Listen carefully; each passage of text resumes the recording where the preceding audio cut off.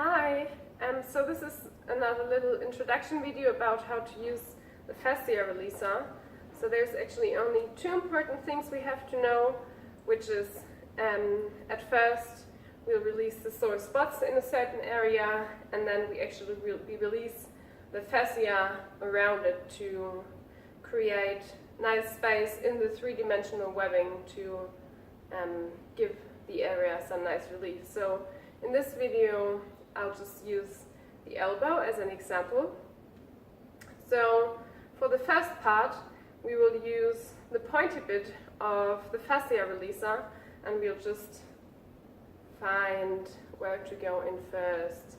So we'll just try, and wherever feels really sore, that's where we actually go in.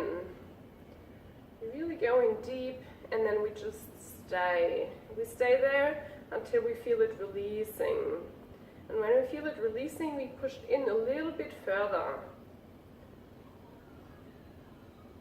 until it releases again. And then we go to the next spot. Just pushing in until it releases again. Sometimes that can take several minutes. And when we're all through the sore spots in the area, we start to release the fascia around it to give it some more space.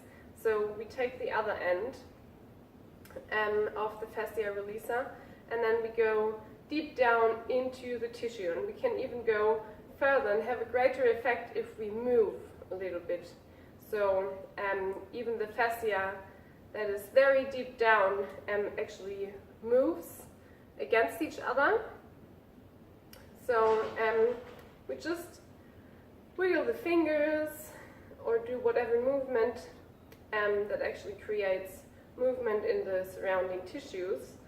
And then we go millimeter by millimeter, really nice and slow towards the sore spot.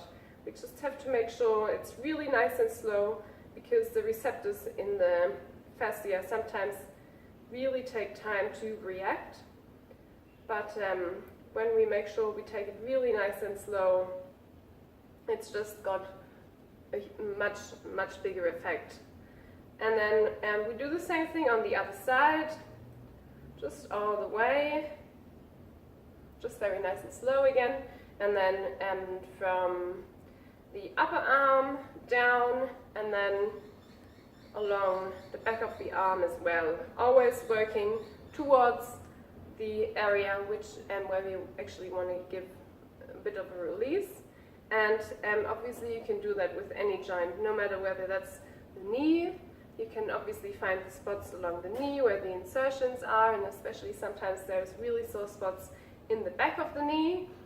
And then we release through the really deep layers by just going under the actual bone, and then going up all the way, again just very nice and slow.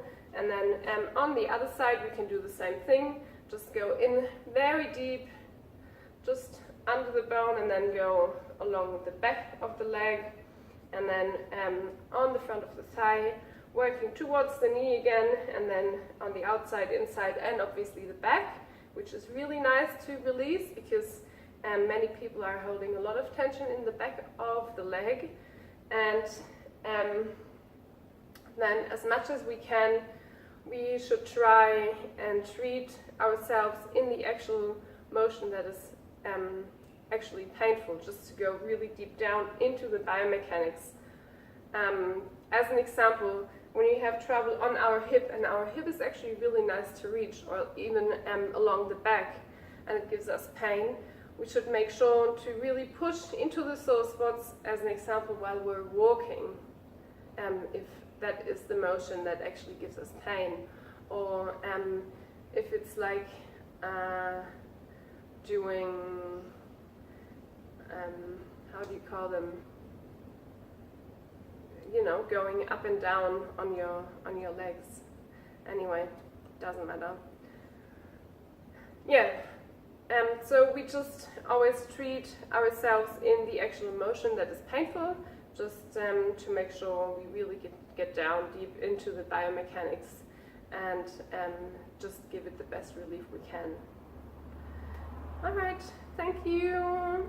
Obviously, if you have any further questions, you can contact me on my email address, which is marin.gassman@gmail.com.